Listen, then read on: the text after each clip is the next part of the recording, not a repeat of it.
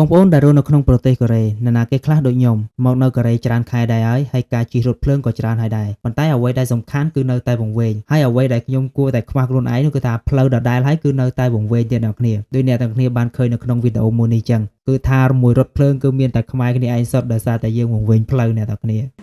វិញរថភ្លើងមានអារម្មណ៍មិនដែរមានអារម្មណ៍ថាជីក្បាលវិលមុខបាទផ្ដើមប្លុករបស់យើងក៏ឥឡូវយើងមកជុំគ្នានៅមុខ 7-Eleven អ្នកនរគ្នាមិនតែមែន 7-Eleven របស់ថៃទេណានៅក្នុង 7-Eleven ហ្នឹងគឺមានតែរបស់កូរ៉េទេអ្នកនរគ្នាកុំភ័យបារម្ភថាយើងប្រើរបស់សៀមអី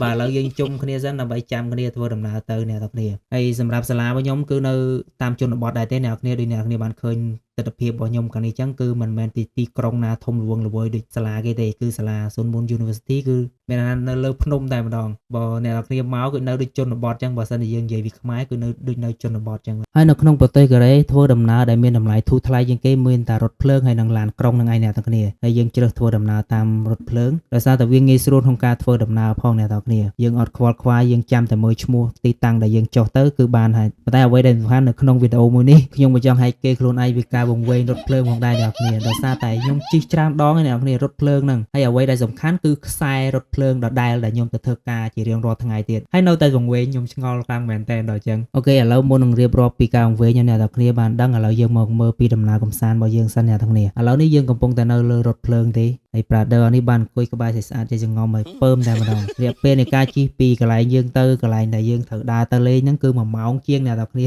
សារតែវាឆ្ងាយអញ្ចឹងយើងធ្វើដំណើរយូរឥឡូវយើងកំពុងតែដើររកកន្លែងដែលយើងត្រូវទៅកំពុងតែវែងអ្នកនរគ្នានេះកំពុងតែវែងរាវបាទហើយអ្វីដែលយើងត្រូវទៅហ្នឹងគឺយើងចង់ទៅរកហាងខ្មែរអ្នកនរគ្នាដើម្បីទៅរកញ៉ាំអីចឹងណាហើយដោយសារតែយើងកំពុងតែវែងរកអត់ឃើញហើយកំពុងតែហេវផងជិលទៅណានៃច្រើនអ្នកនរគ្នា Street food ហ្នឹងក៏ឆ្ងាញ់ខ្លាំងមែនតើអ្នកនរគ្នាដូចអ្នកគ្នាបានឃើញនៅក្នុងវីដេអូមួយនេះចឹងអីក៏មានដែរ Street food ហើយតម្លៃធូរថ្លៃទេហើយចំពោះលតឆាខ្មែរយើងក៏មាននៅហ្នឹងដែរដោយសារតែគាត់បានរៀនពីខ្មែរយើងផងដែរអំពីលតឆារបៀបនៃការធ្វើលតឆាអ្នកនរគ្នាហើយបើសិនយើងនិយាយអំពីរសជាតិវិញគឺរសជាតិអែមតែម្ដងអ្នកនរគ្នារសជាតិទទួលយកបានគឺឆ្ងាញ់ខ្លាំងមែនតើអត់សូវមានមនុស្សទៀតអ្នកគ្នាដោយសារតែយើងមកអត់ចំថ្ងៃចុងសប្តាហ៍បើសិនជាមកចំថ្ងៃចុងសប្តាហ៍គឺថាមនុស្សច្រើនមែនតើនៅក្នុងប្លុកមួយនេះឥឡូវយើងដើរមកជុំសិនហើយអ្នកគ្នាមើលទស្សនភាពជុំវិញនឹងឯងអត់មានមនុស្សឯណាអ៊ូអថតឲ្យអ្នកគ្នាមើលទេហើយបន្ទាប់មកយើងក៏មកផ្ទះវិញអ្នកគ្នានេះគឺជាចំណុចដែលខ្ញុំវង្វេងអ្នកគ្នាហើយខ្ញុំកំពុងតែថតនេះគឺវង្វេងទេអ្នកគ្នា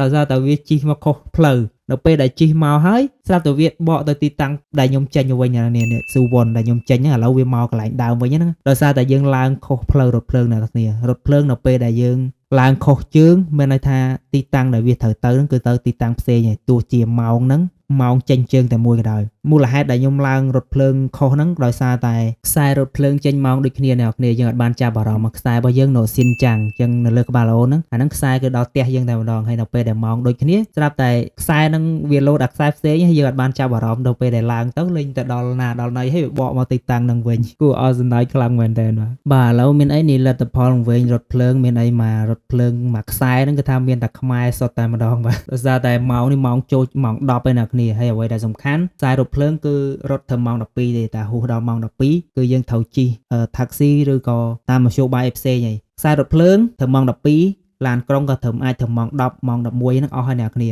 គឺទៅខ្ញុំឲ្យតែនាំផ្លូវគេគឺថាវង្វេងតែម្ដងអ្នកគ្នាពីមុនឡានក្រុងគេឲ្យនាំផ្លូវមានណាវង្វេងដើររាប់គីឡូឥឡូវមកជិះរថភ្លើងទៀតវង្វេងរហូតដល់យប់អាត្រាទៀតហើយសំខាន់ផ្លូវហ្នឹងខ្ញុំធ្វើការរចុងសប្តាហ៍គឺខ្ញុំត្រូវធ្វើការឲ្យជិះខ្លួនឯងមានវង្វេងអីដល់នាំគេវង្វេងយកអញ្ចឹងឆ្ងល់ដែរបាទអញ្ចឹងថ្ងៃក្រោយណាគេចង់ដើរលេងអាចឲ្យខ្ញុំនាំផ្លូវទៀតបាទបើសិនជាចង់វែង